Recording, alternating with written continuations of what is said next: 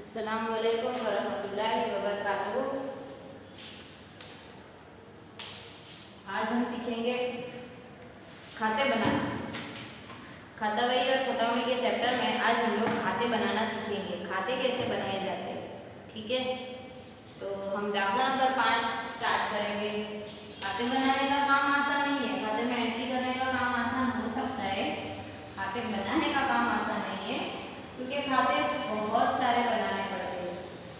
चलो, इस दाखले में हमको बताया गया है, નીચે આપેલ વ્યવહારો પરથી શ્રી કટારાના ચોપડામાં આમનોંધ લખી ખાતાવહીમાં જરૂરી ખાતા खोली खातावणी करो। पहले आमनोंध लिखनी है, खाते खोल के खातावणी करनी है। पहले हम लोग आमनोंध लिखेंगे, उसके बाद खाते खोल के खातावणी करेंगे। श्री कटाराना ચોપડે आमनोंध। पहले हम हेडिंग देंगे। हेडिंग देना जरूरी है, बिना लिफाफे के कवर सेंड मत कर देना। हेडिंग देना जरूरी है। कटाराना ચોપડે आमनोंध, ये जमा बाकी, ये उधार और ये विगत। आपको उल्टी साइड से लिखना है।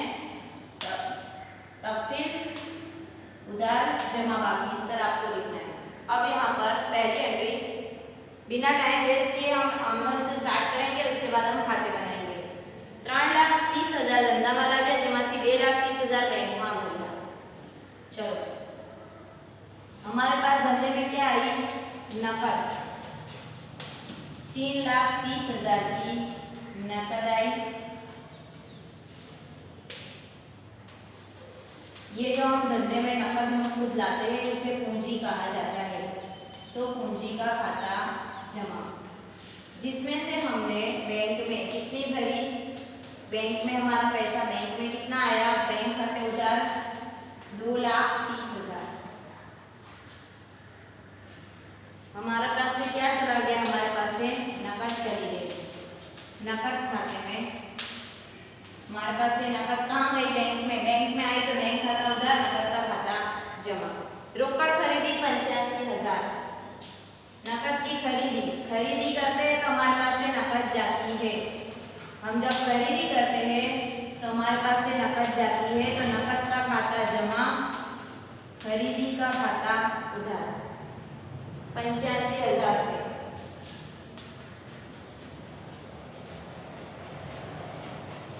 इसके बाद नंबर 4, अजमल फर्नीचर मार्ट मांथी 11,500 નું फर्नीचर ऑफिस માટે खरीद्યું। हमने ये फर्नीचर खरीदा है ऑफिस के लिए, तो हमारे पास कारोबार में क्या आया है? फर्नीचर आया। फर्नीचर का खाता उधार।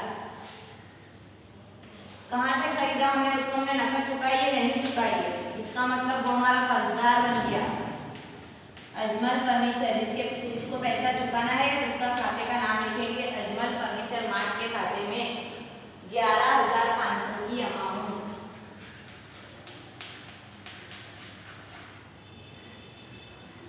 कनुभाई ने देवा पेटे 8,000 का चेक आप्यो। अब ये जो कनुभाई है, जिसको हमने पैसे चुकाए हैं 8,000 रुपये, कनुभाई के पास पैसे आए, कनुभाई का खाता उधार।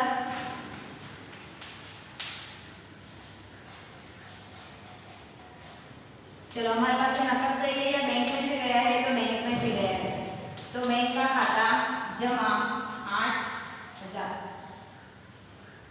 राजूभाई पासेथी 7,800 ना लेना पेटे 7,500 ना चेक चुकते हिसाबे मळ्यो। राजूभाई, जिनके पास से हमको पैसे मिले हैं, चेक मिला है, तो ये पैसा हमारे बैंक में जाएगा। चेक का पैसा बैंक में जाता है। चेक हाथ में पकड़ के कुछ नहीं करते होते।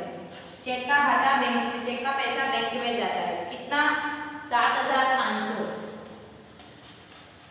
जिसके पास से हमको लेना कितना था? 7,800। तो हमको 7,800 में से 300 रुपये तो हमारी छूट में चले गए। पैसे किसने चुकाए? राजूभाई के पास से पैसा गया, राजूभाई का खाता जमा। कितने से? 7,800। बैंक में हमारा पैसा है 7,500, छूट हमने दी 300 रुपये। राजूभाई का हिसाब कितने का चुकते हुआ? 7,800 का। अब नंबर 7, रोकड़ वेचाण 15,000। 15,000 का वेचाण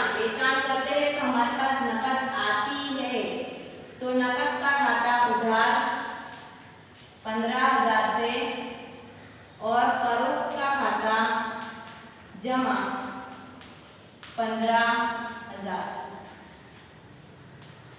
तारीख 8, रमेशभाई ने करेल उधार वेचाण, रमेशभाई को उधार में वेचाण किया, तो रमेशभाई का खाता यहाँ पर उधार वेचाण किया, तो नकद का खाता उधार नहीं करेंगे क्योंकि हमने उधार में बेचा है, हमारे पास कोई नकद आई नहीं है, तो रमेशभाई का नाम का खाता उधार करेंगे और फरोख्त का खाता जमा।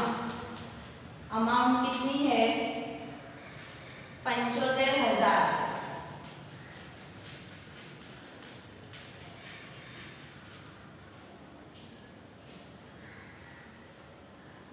पगार चुकवियो 6,200, हमने पगार चुकाया, हमारे पास से नकद गई, पगार का खाता उधार, नकद गई, नकद का खाता जमा। 6,200 नकद का खाता जमा 6,200। ये हमारी आमदनी हो गई जो पहले से सिखाती आई हूँ, आज से नहीं पहले से मैं आपको आमदन सिखाती आई हूँ, तो आमदन लिखना आपको आता है। अब यहाँ पर हमको खतावही खतावनी करनी है। खतावही खतावनी करने के बारे में हम लोग अब यहाँ पर सीखेंगे खतावही किस तरह बनाई जाती है।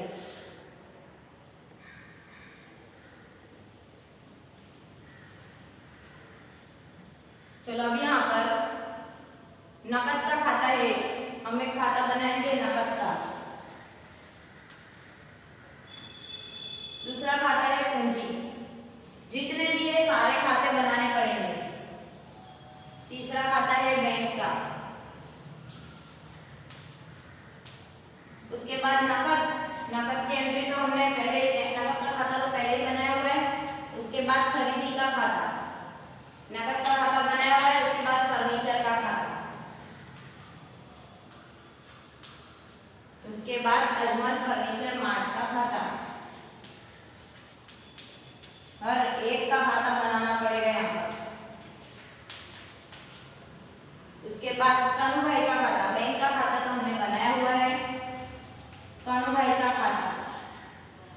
उसके बाद बैंक का खाता बनाया हुआ है, बटाव का खाता।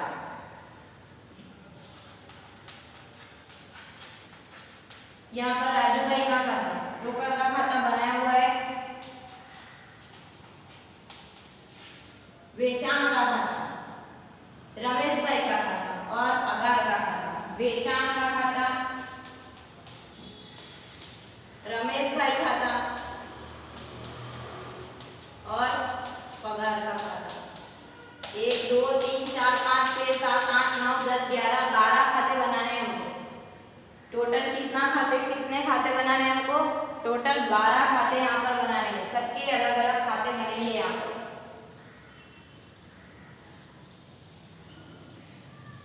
टोटल 12 खाते बनाने हैं।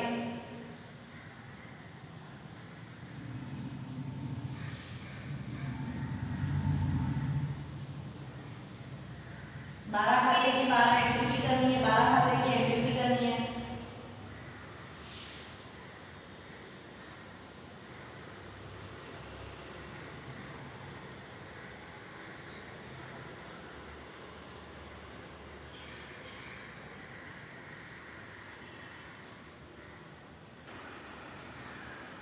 चलो अभी यहाँ पर इस तरह के खाते बन गए। मैंने टोटल 12 खाते बनाए हैं। टोटल 12 खाते बनाएंगे। 1 2 3 4 5 6 7 8 9 10 11 और 12। इसमें 2 पहलू है, 2 बाजू है, एक उधार बाजू है और दूसरी जमा बाजू है। तो आपको हर खाते में दोनों तरफ लिखना है। एक बाजू उधार लिखनी है और दूसरी बाजू लिखनी है यहाँ पर जमा। इस तरह के आपको 12 खाते बनाने हैं और हर खाते में तफसील रकम। हर खाते में आपको उधर से खाते बनाना स्टार्ट करना है। तफसील रकम। मैंने तो आपको 12 नाम बताए थे। जितनी एंट्री थी हर एंट्री का खाता बनेगा। नकद का खाता, पूंजी का खाता, बैंक का खाता, खरीदी का खाता, फर्नीचर का खाता, अजमल फर्नीचर मार्ट खाता, कानू भाई का खाता, वटाव का खाता और उसके बाद राजू भाई का खाता, फरोख्त का खाता, रमेश भाई का खाता और पगार का खाता। इस तरह टोटल यहाँ पर 12 खाते बने हैं।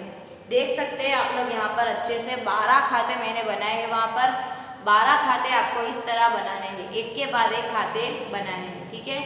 तो अब यहाँ पर हमने जो आमदन लिखी थी वो आमदन के ऊपर से हम लोग यहाँ पर एंट्री करेंगे।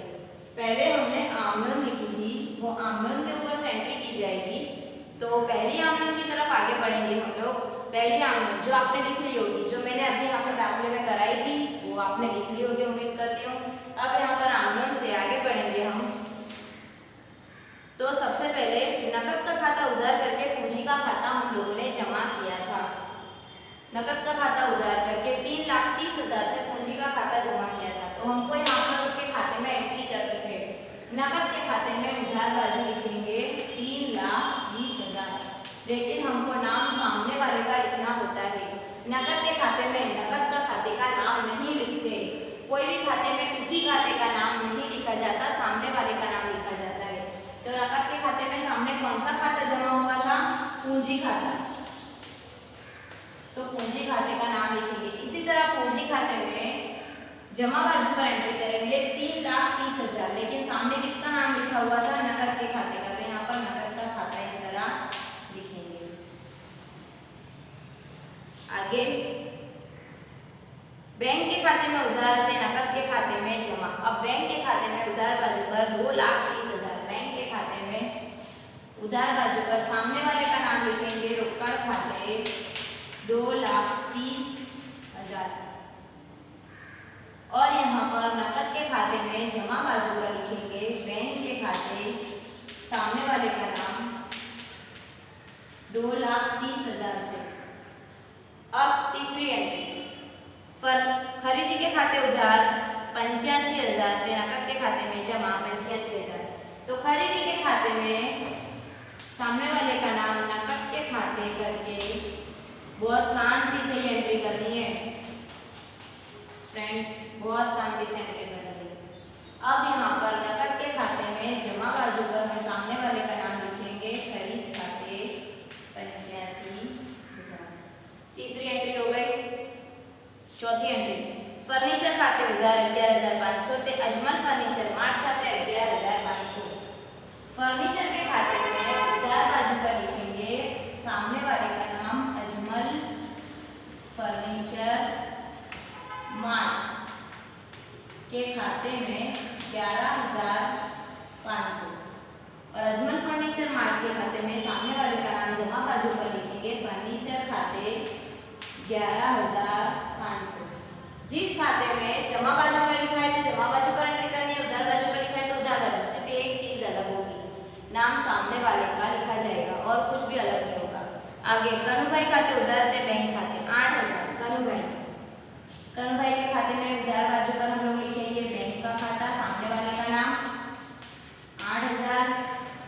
और बैंक के खाते में जमा बाजू पर लिखेंगे कनु भाई का नाम 8,000, ठीक है।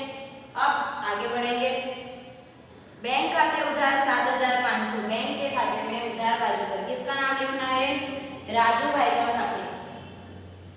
बैंक के खाते में उधार बाजू पर राजू भाई खाते 7,500। वटाव के खाते में भी उधार बाजू पर राजू भाई खाते, कितने का वटाव दिया है? 300।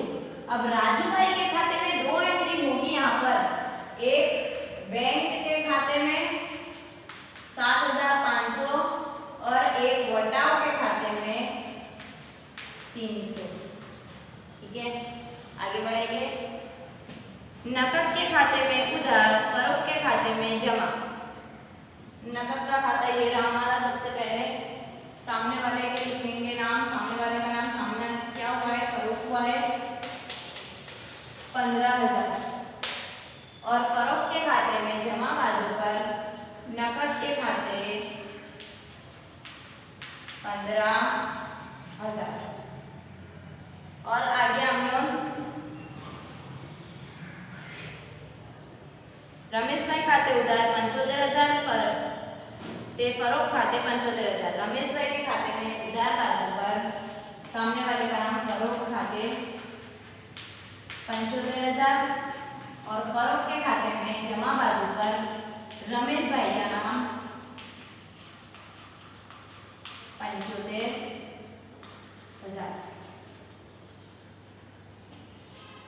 आखिरी एंट्री पगार खाते थे रोकड़ खाते। पगार के खाते में उधार बाजूगर, सामने वाले का नाम रोकड़ खाते। पगार कितनी चुकाई है, अमाउंट कितनी है 6,200, 6,200 की अमाउंट है। अब नकद के खाते में जमा बाजूगर पगार का नाम लिखेंगे, पगार खाते 6,200। अच्छे से अब आप यहाँ पर सारी एंट्रीज को देख सकते हैं।